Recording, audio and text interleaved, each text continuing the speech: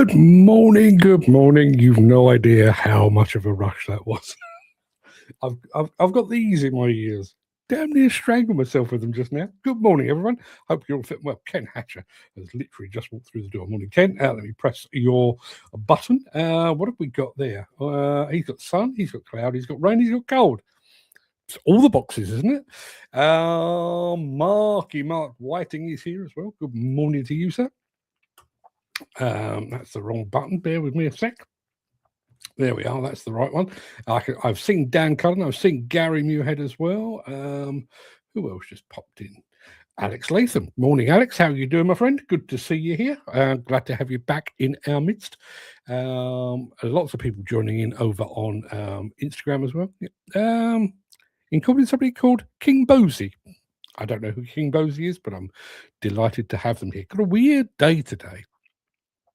Obviously got the show 12 o'clock today. I am doing I'm part of a session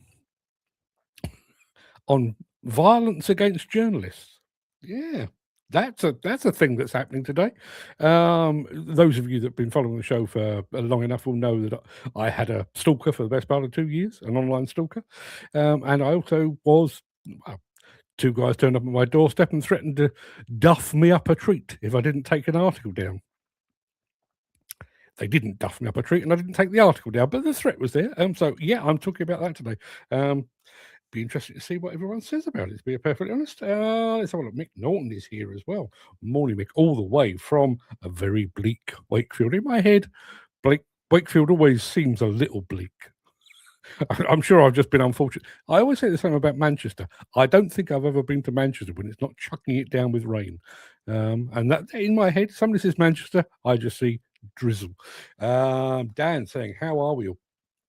Dan actually was here at very early doors and said, there we are. That was what he said at 14 minutes past 7 this morning, long before I was fully compos mentis. He was saying, can anyone tell me where January went? Hasn't it been a weird month? It seemed to last for weeks and weeks. And I mean, Christmas was a year ago or thereabouts. And then all of a sudden, where did January go? Bizarre. Yeah, there's something wrong with the space-time continuum, I believe. Loads of stuff to get through today. This is, as you are probably well aware, it is our final show of January, because by the time we come back on Monday, it will be February. Yeah.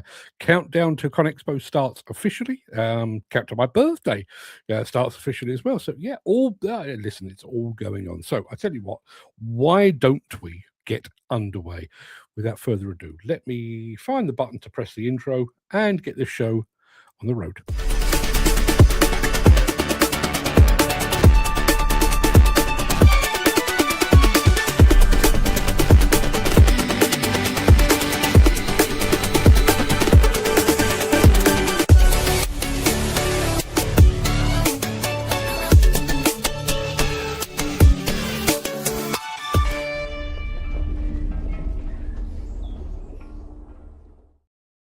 Yes, it is Thursday, the 29th of January.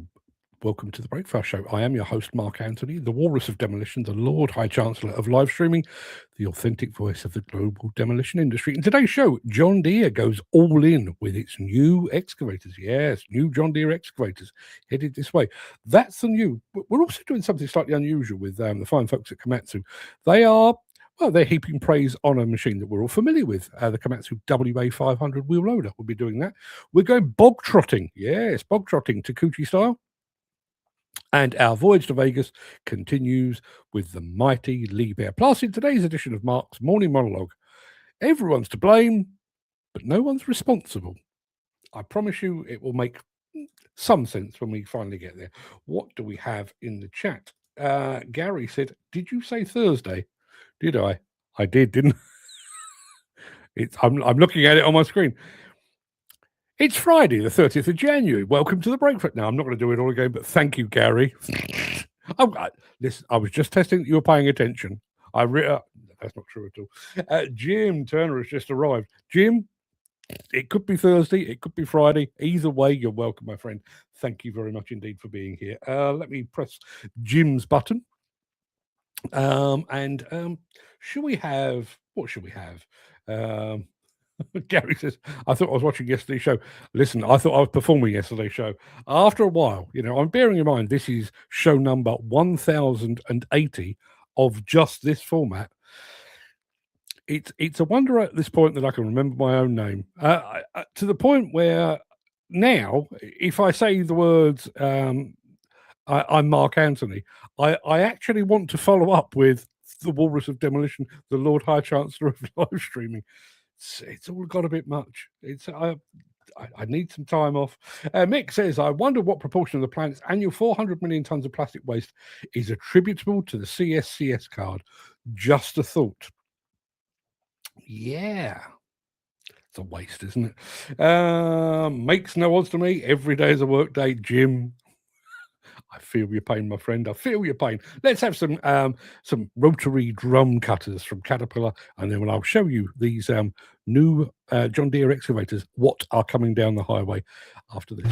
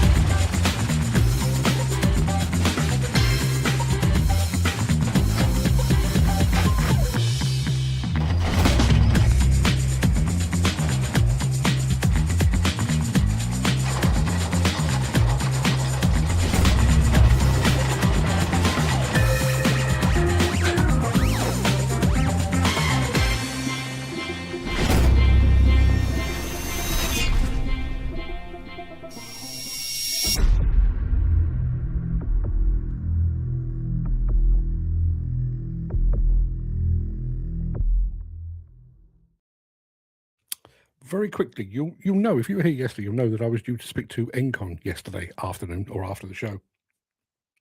Reason for speaking to them was trying to convince them to be one of our co-collaborators over. Can you be a co-collaborator or are you just a collaborator? Either way, trying to get them on board for part of our ConExpo coverage.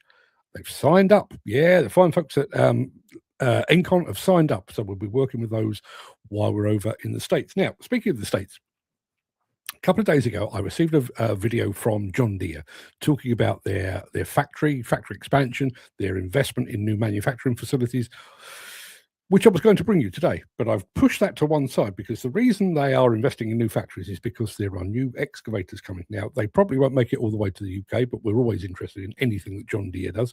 And also, with any luck, they'll be at ConExpo as well. So if they are there, I'll be filming them up close and personal. But here, between now and then, is a sneak preview of said excavators. Enjoy.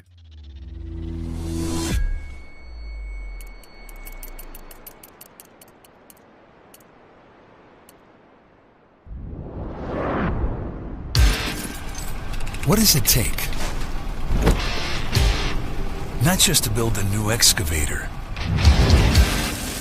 but a new way forward. With the first wave of an entirely new fleet, packed with custom technologies, engineered from the trench up to take on the biggest challenges of today and whatever comes next. The answer is as simple as it is daunting. It takes all of us giving all we've got. All our shared passion and focus. All our collective talent and expertise. All hands, minds, and hearts on deck, working around the clock across the globe. Alongside customers who believe in what we're building and who push us to test, refine, and push further still. It takes the largest prototype trial John Deere Construction has ever run. It takes historic investments in every part of our business. It takes the largest engineering team we've ever assembled. Because this isn't about simply building an excavator. It's about building our excavator. underway. And you're invited to watch it all come together. From prototypes to pilots to production. This is how we go all in. Watch it build. What we're doing out here is we're taking the first steps in what's going to be a very important journey for John Deere.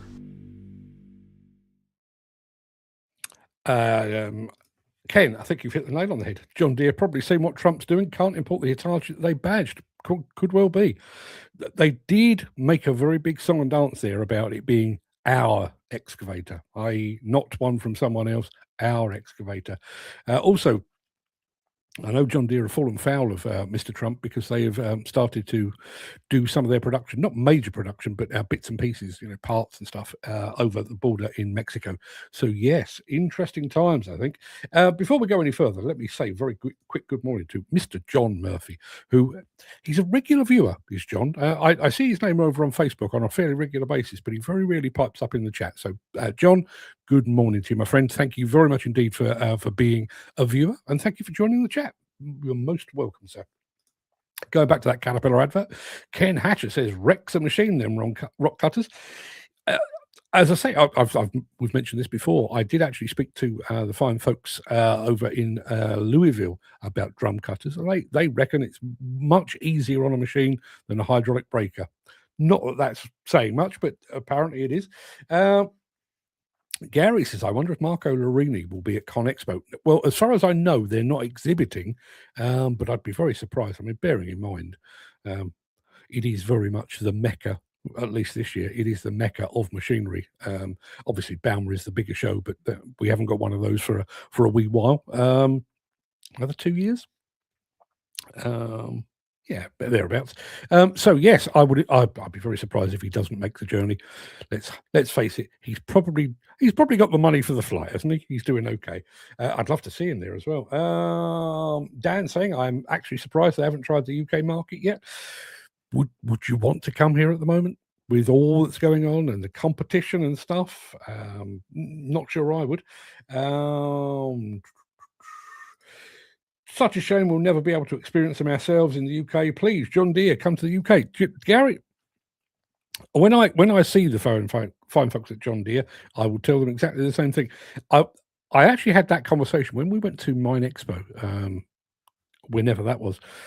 I've kind of lost track. I bumped into the guys at AMI Attachments while I was there, and I actually said, you guys have got such a good following over in the UK, you should really consider it. And they seemed genuinely shocked that anyone in the UK had even heard of them. Yeah.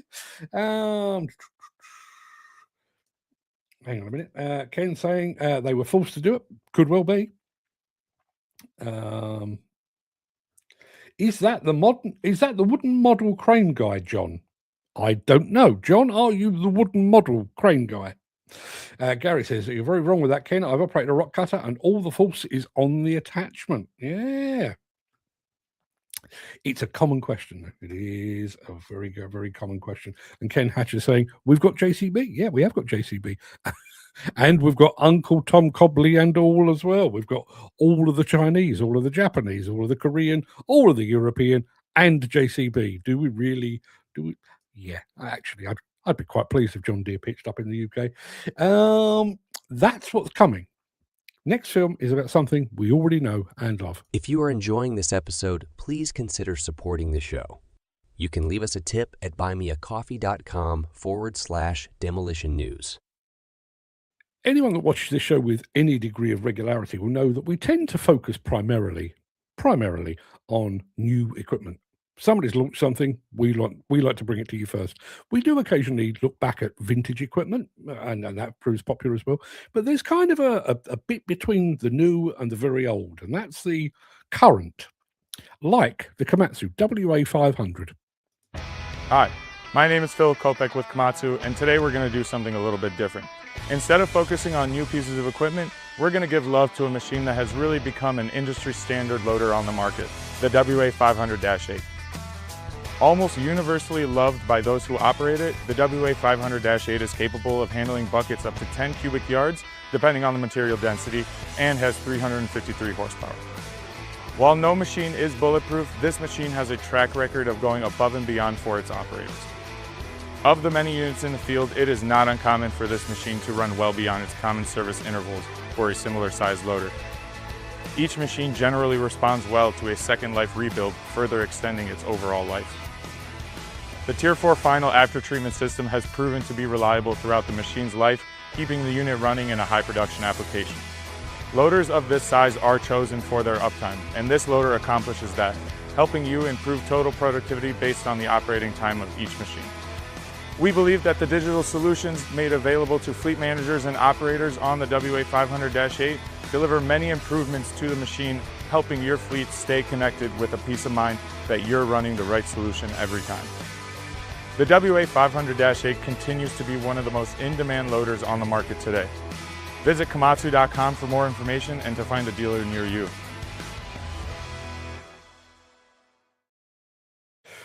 Couple of bits from the chat we need to take care of. Are you the John Murphy that makes the wooden crane models? He is not. He's not that one. Dan says, I remember there was a guy making models out of wood, and wow, they were fantastic. Do you remember the guy that was doing the ones out of steel as well that I had a falling out with? Do you remember him? Whatever happened to him?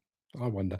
Ken Hatcher going back on rotary cutters. Not the one I've seen. The rams, doors, and everything fell off. Doors fell off? Really? Andy Thornton's here as well. Morning, Andy. How are you doing, mate? Good to see you here. Probably depends on how hard the rock is. That's going back to the rotary cutters. Dan saying, I've watched some great videos on TikTok on the history of some equipment. There's a very good channel. When I'm playing the next video, I'll see if I can find it. It's a very good channel over on YouTube that does the history of certain equipment as well. So I'll, if I can find it, I'll bring that to you. Very strong and reliable loading shovel, Komatsu. No complaints with them. No, absolutely not. Absolutely not. Dan Cullen loves him a bit of Komatsu, saying afternoon end. Sounds like operator error, Ken. Sprockets in the right place, but beating the living crap out of your rotary cutter. Maybe. Who knows? Bog-trotting in a moment after this. Since the finance bill came into effect in April, the construction industry has seen a surge of fuel thefts. The rising cost of living has placed an additional risk of theft by employees and contractors, as well as opportunistic thieves. By using diesel dye and placing warnings of its use, you are sending a clear message that this is your fuel.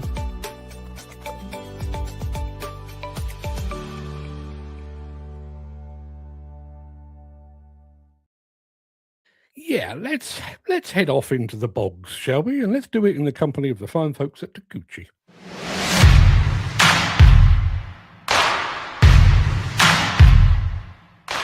Andrew Geller, I'm Machinery Manager for CLMS. CLMS is Countryside Land Management Services. We are a subsidiary of the RSPB. We provide services to the environment, basically land management services, anything from peatland restoration, habitat management work, breeding raider habitat creation survey. We can provide management plans and services also. We're here today on Springwell Farm. It's a peatland restoration site of approximately 100 acres. We are installing restoration features such as peat dams, contour bunding, cellular bunding, reprofiling banks, all in the aim of raising the water table, stabilising it, and hopefully creating conditions where the bog becomes active again, and sphagnum mosses and other bog builders begin to thrive.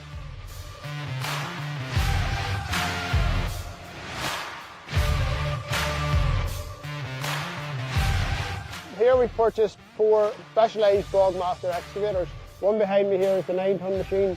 She's on a 1650 pad, giving a ground pressure of approximately 1.15 psi. Then we have one 5-ton machine. She's on 950 polymer offset tracks. She's putting out a PSI of around 2. So far we're very pleased with the machines. It's the first site we've had them on.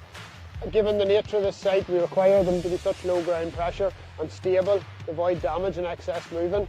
So far we found the machines extremely easy to use, comfortable to drive, low fuel consumption, easily maintained. We're very happy with them overall. We bought them off Alan Millen and Company. We dealt with Ross. Ross was very professional, and from the start he provided a good tender. We accepted his tender, and he's been very forthcoming with getting us information and providing us with the machines. We purchased these Takeuchis here, like you see on site here today, mainly due to their talking to other users and their reliability. Good oil pressure and functions which give us superior ability at the tracks. We have good oil pressure for attachments such as mulchers and stump grinders. Their cabs and all is nice and comfortable. They're built nearly the standard of a 13-ton machine. So all them features made us go for them. In Alan Millins we dealt with Ross, and we found that so far he's been excellent to deal with. The machines came as spec'd and on budget and within the time scale we expected them. We've had no issues, any problems. We just gave him a phone call, and so far there hasn't been any major problems, but he's there at the touch of a phone if we need him. The undercarriages was designed and built by Declan and CPS, Construction Plant Services. He's been fantastic to deal with too. Again, any problems or issues, Declan's only a phone call away and is more than willing to help. That's a lot of track, right? Yeah, Dan rightly saying cleaning the tracks would be a nightmare. Yeah, you'd be there for a fortnight at least. Expensive bit of kit, all Encon 2, he says. They are a tool to be reckoned with. I totally agree. I know Dan said afternoon, Andy, because Andy was just a little bit tardy this morning, but we forgive that. But he says, morning, Dan. I'll set the time, reset the time rather, of the morning update meeting. These people have no understanding, do they? There's something important going on at 10 o'clock every single morning. I don't understand it. Same as people that ring me at 10:05 and expect an answer. Been doing this nearly 6 years now. Anyway, Vegas. Yeah, Vegas is basically a month away now. Give or take a day or two. And one of the companies I'll be looking to catch up with, should I say, is Liebherr. And I'll be showing you a bit of Liebherr after this.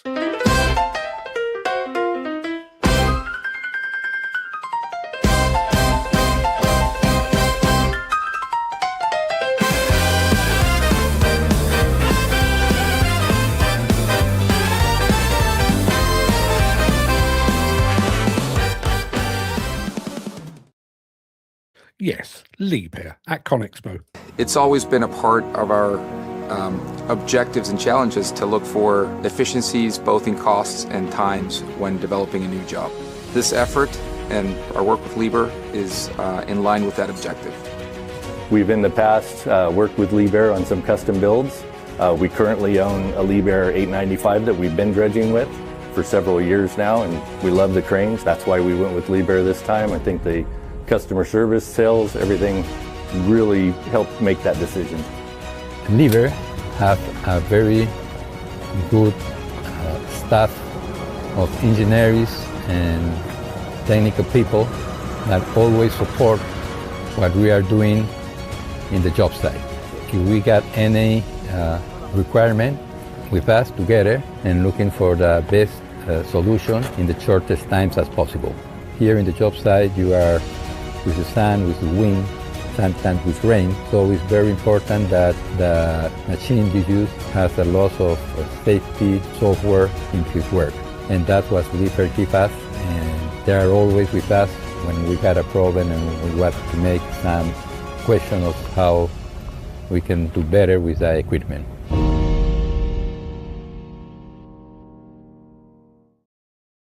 Meet us at ConExpo 2026, Liebherr. Count me in. I'll be there. Not a problem at all. That's about it. That's about it for the main part of this morning's show. I'm going to roll the outro in just a second. Well, in actual fact, it's the main part of for the main part of today's show. It's also it for the week. It's also it for January. Oh, yeah, that's all done and dusted. I mentioned the fact that we are counting down now to ConExpo, which obviously we are, but we're also counting down to our 6th birthday. Yeah, this Dog and Pony Show all kicked off in one form or another round about, well, back end of March 2020. So yes, our 6th anniversary of live streaming. Not this show. This show will be 5. In fact, it probably is 5 by now. I probably missed an anniversary there. But yeah, we've got a kind of a live streaming birthday coming up. So stick around for that. I won't do anything for it, but I'm just mentioning it in passing. I'm going to roll the outro in just a second before leaping gazelle-like over into my morning monologue. If you can't stick around for that, please stay safe. Look after yourself, your family, your friends, and your colleagues. Hope to see you again very soon. Have a great weekend if you can't stick around. However, hang on a minute, there's something in the chat. It's all history now, Mark. Yeah, it is. It is. 1,080 shows gone by and largely forgotten about. At least by me. What's the chat saying now? 6. Is there a cake? I don't know. Should I not be asking you lot that? Is there a cake? Just to save us all time in the future, if there is cake, my answer is yes. There's always time for cake. There is. I'm going to be back in just a moment with my morning monologue, so stick around if you're that way inclined.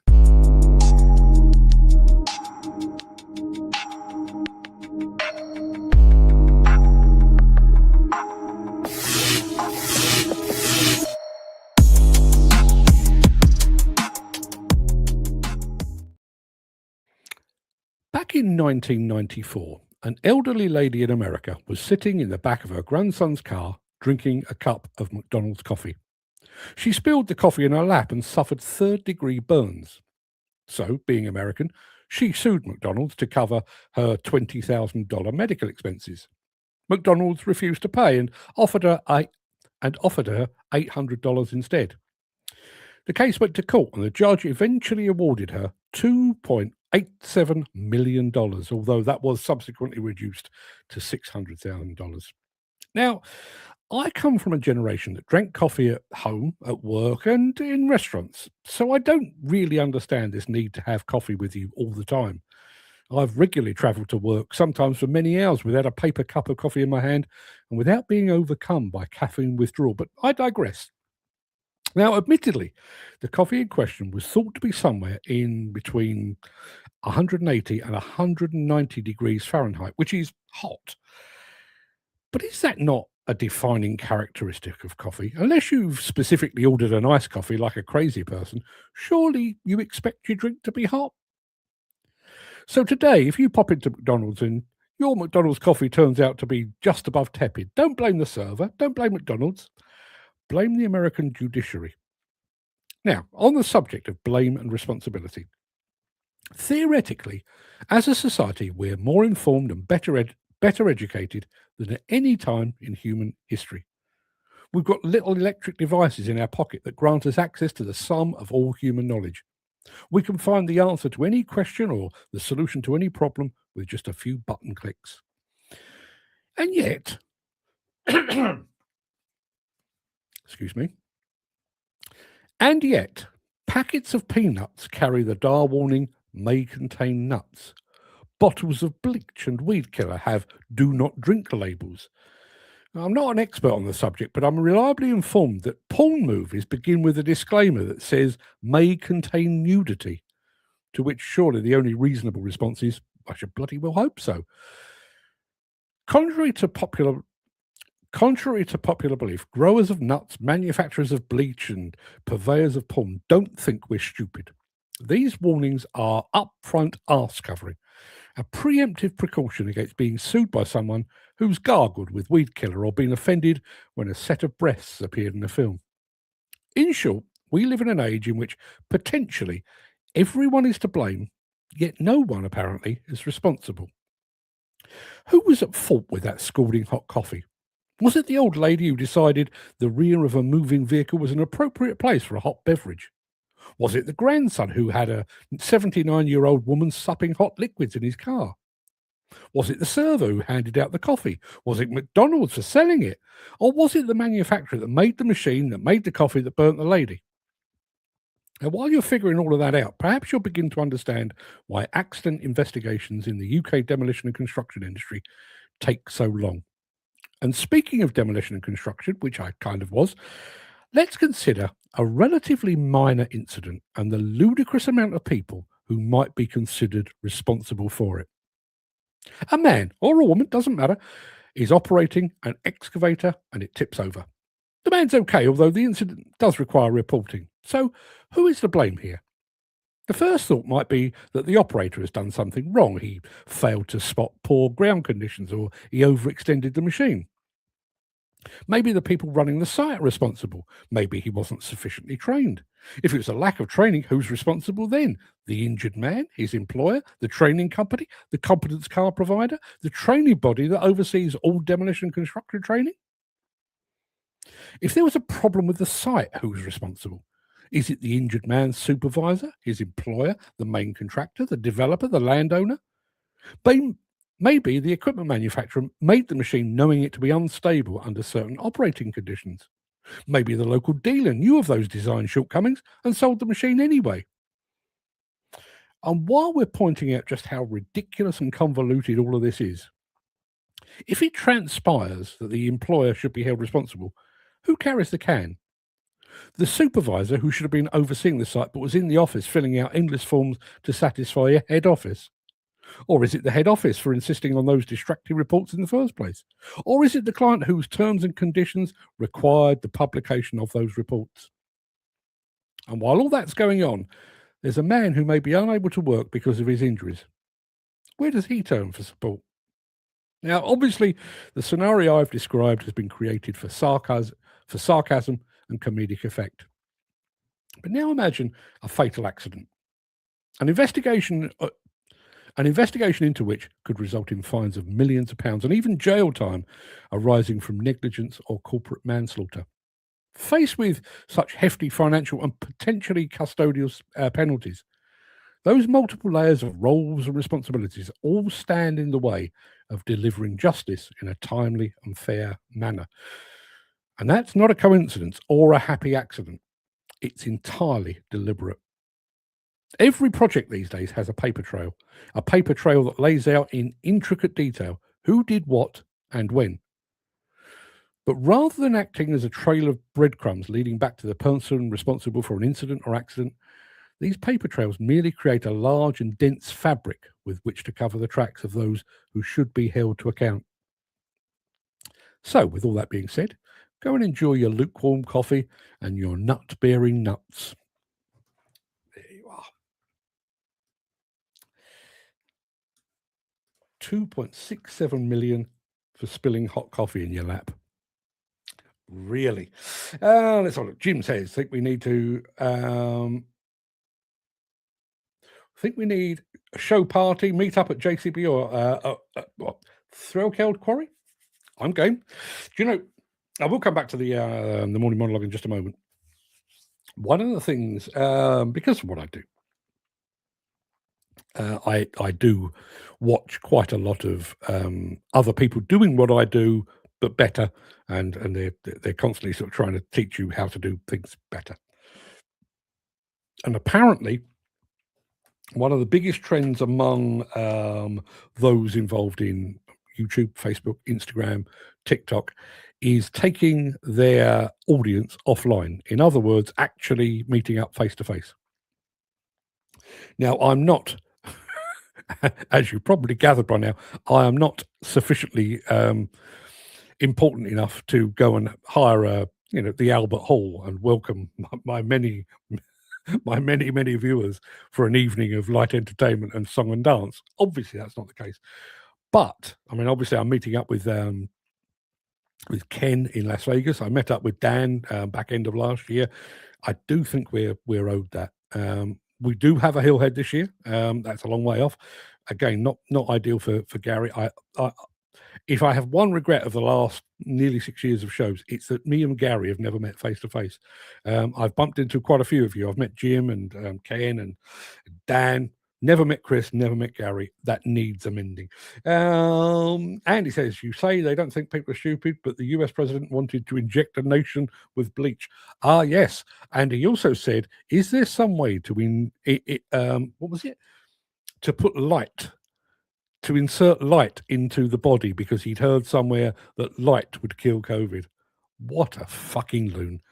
And listen, it's a smaller side, but I take enormous pleasure in the fact that apparently the film about the First Lady, which Jeff Bezos and Amazon have paid 750 75 million, I think it is. They've paid basically a bribe to produce this film, and apparently no bugger's going to see it. In fact, in America, at one point yesterday, they were actually advertising you could earn $50 if you went to see the movie and stayed for the duration. Marvellous. Chris Falls here. Good morning. All problem with lorries, they have no damn respect for your show. We were talking about that just before you arrived. No damn respect for our show whatsoever. Let's have a look. I'm thinking of Hillhead. I am not yet thinking of Hillhead, because before I get to Hillhead, I've got to do obviously ConExpo, and then I'm off in April to Verona, one of my favourite places in the world, for best part of a week for the Motor Show, which is one of my personal favourites. Love the scale of Bauma, love the razzmatazz of ConExpo. But in terms of destinations, Verona has them beat. So looking forward to Samota enormously. In actual fact, we're going over there. I'm just trying to think of the way that this works. I think we go to. It's going to be a terrible bloody month for the show anyway. I go to Leeds for the IDE seminar. Get back on the Saturday. Jump on a plane on the Sunday to go to America for what will effectively be about 9 days as far as this show is concerned. I'm back for a couple of days, and then I'm jumping back on a plane to go to Samota because they're doing a pre-exhibition get-together of all the manufacturers and some selected press as well. So yeah, it's going to be a bit of a funny period in the next month or next 6 weeks. Well, not now, but starting the end of February for about 5 or 6 weeks. It's going to be a bit convoluted, but we'll get there. But the good thing about all of that is, no, there will not be a show for certain periods, but when I come back, I'll have loads of new stuff to show you. So it cuts both ways. Going back to the morning monologue about everyone being to blame, but nobody being responsible. I made light of it because it's Friday, and Friday is a time to be frivolous. But if something does go wrong, and it does turn out to be the machine's fault, even something as fixed and as easy to nail down, there's a fault with the machine. Is it the dealer that sold it to you responsible? Is it the manufacturer that made it? Is it the designer that made that? And then when you've unpacked all that, you think about the scale of something like Didcot. Now, I'm not making excuses, because I think 10 years to investigate that has been an absolute disgrace. But even when that goes to court, if it turns out that somebody on site did something wrong, are they to blame? Were they sufficiently trained? If they weren't sufficiently trained, is it the training company's fault? If they were directly employed, is it the employer's fault? If it was the employer's fault, if were they the right contractor for the job? In which case, was the client to blame in any way? It's multiple layers of. I said it's they've woven a fabric to cover their tracks, or more specifically, to cover their ass. Andy Thornton says, "What's the Leeds gig?" The Leeds gig is very straightforward. The Institute of Demolition Engineers hosts 2 seminars per year. They have one in London around about September time. That is their autumn seminar. And they have one at the Royal Armouries in Leeds, which is their spring seminar. Spring seminar is coming up. It's the 27th of February, as I say, at the Royal Armouries in Leeds. I'm going up the day before. I'm going to do the show on the 26th. And then get myself up to Leeds, so I'll be there the following day. But if you fancy it, I'll let you know the details. Very good points, says Dan. Peter McHenry's just arrived as well. Morning, all. I've been watching it on TV, so wasn't able to comment. Do I look good on TV, or do I look as rough as I feel? You'll always get someone to pass the buck to the next person. Yeah.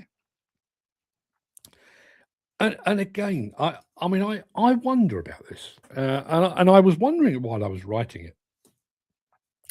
The further up the line of responsibility within demolition construction you go, obviously there's more money. Chances are, a major developer has a lot more money than the guy that was involved in the incident on the ground level. That's the way it works. But I do wonder, and I've not been able to check this because unfortunately the records don't seem to show this sort of thing. I wonder just how good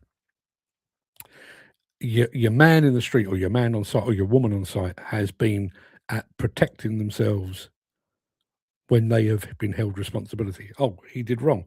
Yeah, but you didn't train me properly. You didn't give me the right equipment. And does that ever happen? Has anybody ever heard of that happening? Now, again, can you genuinely fight that in court? I don't know. But you'd have to wonder,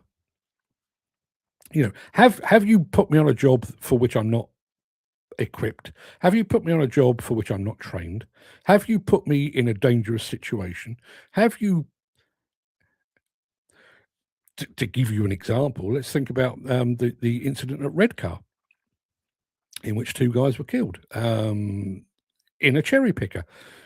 Our friend Anne Mackay, whose husband John sadly died on that day, he was basically a cherry picker operator working for an access platform company, and he was sent basically to put somebody up in the air. So he was in the basket, and he was trained to operate that piece of equipment, but he was not in any way trained or prepared for a demolition environment, and a demolition environment that ultimately claimed his life.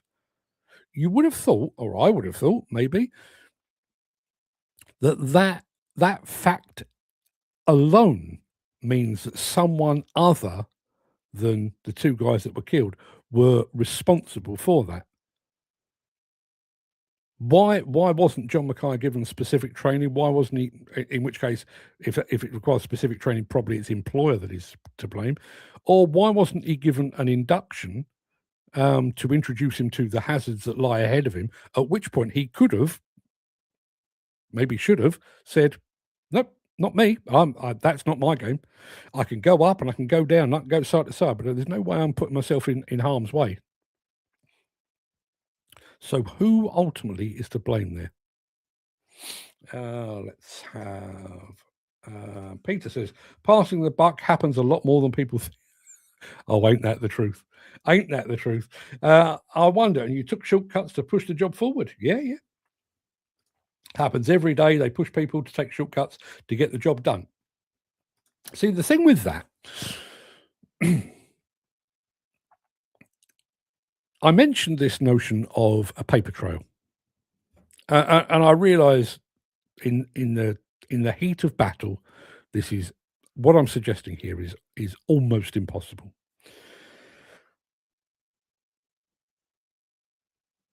But if you're on a site as an operator, an operative, a genuine worker, dirt under your fingernails, dirt on your boots type, and somebody says to you, do that thing, and you say, I'm not comfortable with that, that appears to be hazardous, that is above my pay grade, I'm not trained for it, I don't have a competence card to cover it, all of those things.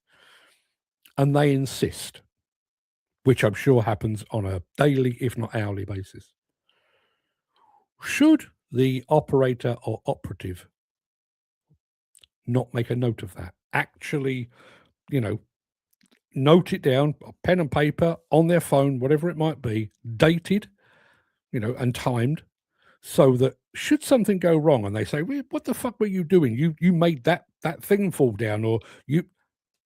I would point you to this, where I flagged it to my superior, and I also noted down my concerns with my superior, and they insisted that I push ahead.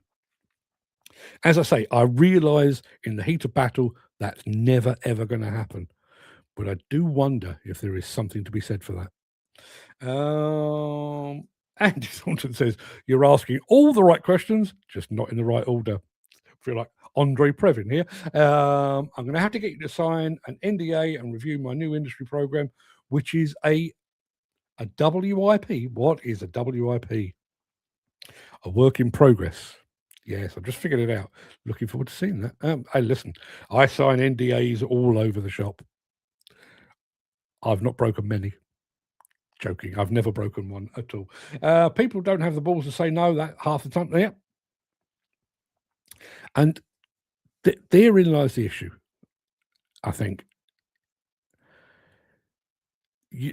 By not saying no, you are really stacking the odds against yourself. You know, if you do something which you're not comfortable with, you're not trained for, you're not prepared for, you're not qualified for, and something goes wrong, everyone can point at you and say, "Oh, you screwed up. That's that thing that happened there. That's you. That's on you. That is." Whereas if you had said no and made a note of your objections and it happened, you're in the clear, pal. That's that. Listen, I warned you. I warned you I wasn't equipped to or trained to do this. I wasn't equipped. I wasn't comfortable. But you insisted that I press ahead, and therefore that is your problem. The other problem with all of this, which is something that bugs me enormously, is there is never, or as far as I know, there's never been a case where the main contractor, or more specifically the developer, has been found wanting as a result of an accident. If you are a client or a main contractor, and you are, let's use demolition as an example, you require a tower block to be taken down, and you put it out to open tender, and you have 10 come back, all of them saying it's going to cost $1 million, 1.1 million, 1.2 million, maybe 950 grand. And there's one out of all of those that says, we'll do it for 400,000 quid. Now, given the nature of the business, chances are the person bidding the 400 grand will get the job. If that then goes tits up, if it goes awry, if somebody's hurt, if somebody's maimed, somebody's killed, surely, bearing in mind paper trail and everything else, surely there should be an investigation that goes back and says, you had 9 different bids that were all within about 50, 60, 100,000 pounds of each other, but you went for one that was 600 grand less than everybody else on £1 million project. What systems did you have in place to safeguard your procurement process? Did you check capabilities? Did you check qualifications? Or did you just go for lowest bid? And yet, as far as I'm concerned, or as far as I've seen, never ever happens. Dan says, or they will replace you with someone who will do it. Yeah, unfortunately, you're absolutely right. Dan's response is the reality, culpable responsibility. You've just defined the Grenfell disaster. Yeah.